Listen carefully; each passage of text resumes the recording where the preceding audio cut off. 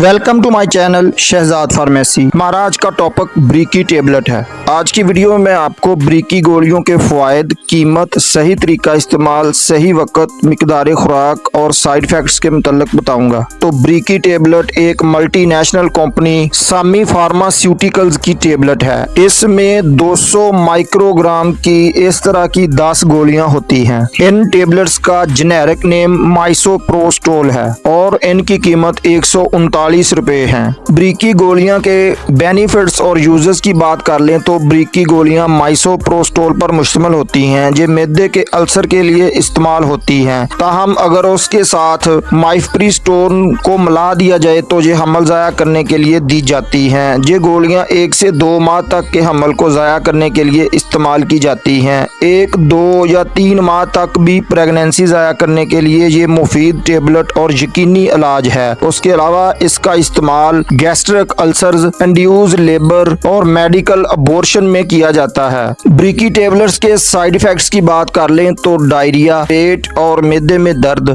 सांस लेने में दुश्वारी, स्किन पर एलर्जी, मुंह पर सोजिश, उसके अलावा होंठों, ज़ुबान, हाथों और पाँव पर सोजिश हो सकती है और शर्मगाह से ज़्यादा खून बह सकता है। एहतियाती तदाबीर की बात कर लें, अगर आप मैदा और पेट के अल्सर के इलाज के लिए इस टेबलेट को इस्तेमाल करना चाहती हैं और आप प्रेगनेंसी की हालत में हैं तो मैदा और पेट के अल्सर के लिए इस टेबलेट का इस्तेमाल हरगिज़ ना करें, इससे आपकी प्रेगनेंसी ज़ाया हो सकती है। How to use breaky tablets. Breaky tablets को आप 2 टेबलेट सुबह, दोपहर, शाम बाई माउथ पानी के भरे हुए गिलास के साथ इस्तेमाल करनी है। साथ आपने 3 गोलियां वजाइना में इंसर्ट करनी है। आपको 3 से 4 घंटे में ब्लीडिंग आ जाएगी और आपका मसला हल हो जाएगा। अगर ब्लीडिंग ना आए तो अगले दिन आपने इसी तरह इन टेबलेट्स का इस्तेमाल करना है। बेहतर है आप इन टेबलेट्स को अपने डॉक्टर के मशवरे से इस्तेमाल करें। अपने ब्लड प्रेशर और शुगर लेवल के हिसाब से इन टेबलेट्स का इस्तेमाल करें। उम्मीद है दोस्तों आज की इन्फॉर्मेशन आपको ज़रूर पसंद आई होगी। वीडियो को लाइक कर दें, दूसरे दोस्तों तक शेयर करें। जिन दोस्तों ने अभी तक चैनल को सब्सक्राइब नहीं किया वो तो चैनल को सब्सक्राइब कर लें। अस्सलाम वालेकुम।